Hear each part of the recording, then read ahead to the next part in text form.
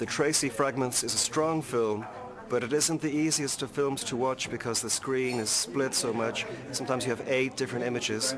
How do you think that that approach works on the part of the director, Bruce MacDonald? How well? I was actually a little, I was nervous about it, but I trust Bruce and I have a lot of respect for Bruce, so I just did it, and I was interested in seeing the final product. And I was worried that you'd be emotionally disconnected from Tracy because it's all over the place. But I found that the people that I know who've seen it are usually very, very attached to her, and it really displays in a unique way someone's mind disintegrating because our minds aren't linear and they're all over the place. So yeah. It's a very intense film. There's lots of anger. It's a very intense role. Lots of anger, lots of shouting, lots of emotion. What was the experience like of playing the part of Tracy for you? It was pretty crazy because we shot it in 14 days, which is the shortest time I've ever shot a film, and it's Tracy pretty much for the entire film, and it's just about attaching like my heart to her heart and just diving in and going for it. Both the Tracy Fragments and your earlier film Hard Candy deal with some of the darker areas of life. But I believe in both films you were playing a girl who was actually younger than you in reality. Would that have helped you at all to deal with these difficult roles? I don't know. Sometimes it makes it even more intense because the younger you are, the more raw experiences. But then also, I suppose, like in a film like Hard Candy, Haley's point of view is very much black and white, so it depends, I suppose.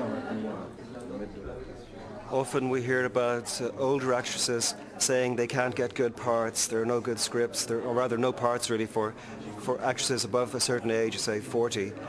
What's it like for a young actress like yourself? What's the quality of script like that you get? Do you get offered many good parts? Yeah, it's interesting. I mean, a lot of the scripts you read for teenage girls are bland and stereotypical, or it's the role of like the girlfriend, and the story often revolves around a male figure. But I have to say, I don't know, I've just been extremely lucky. Any script that I've fallen in love with, pretty much, I just put my heart into pursuing it, and I have to say, I've been really lucky to be able to do good roles. You were also, of course, in the third X-Men film. How did that experience compare to working on a small film like the Tracy Fragments? Well, I mean, it's just massively different in every single aspect. You go from, the Tracy budget's less than $1 million, and you can just imagine the jump to X-Men. But it's interesting to experience that kind of filmmaking, and it's just different. It's pretty much impossible to even begin to compare the two. Did you enjoy the experience of working on this big budget blockbuster movie?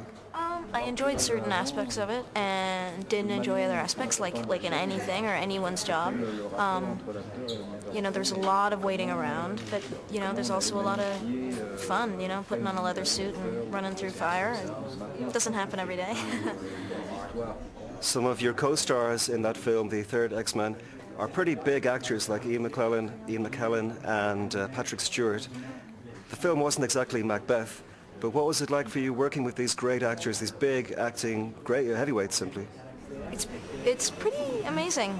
It's pretty amazing to just watch them and take something from that kind of a film, that kind of genre, and turn it into something that you can actually just sit and look at them in awe.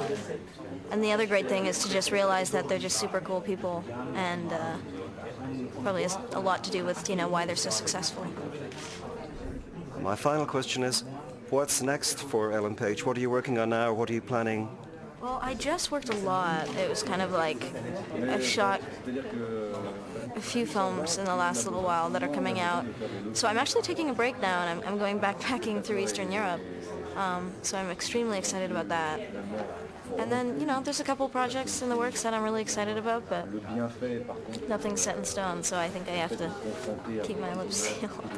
Can I ask, but are you starting your backpack trek from here by any chance? Yeah, we go tomorrow, my friend Mark, who is here with me, to Prague, and then so stay in the Czech Republic for a bit, and then Poland, Slovakia, Hungary, Serbia, Romania, Moldova.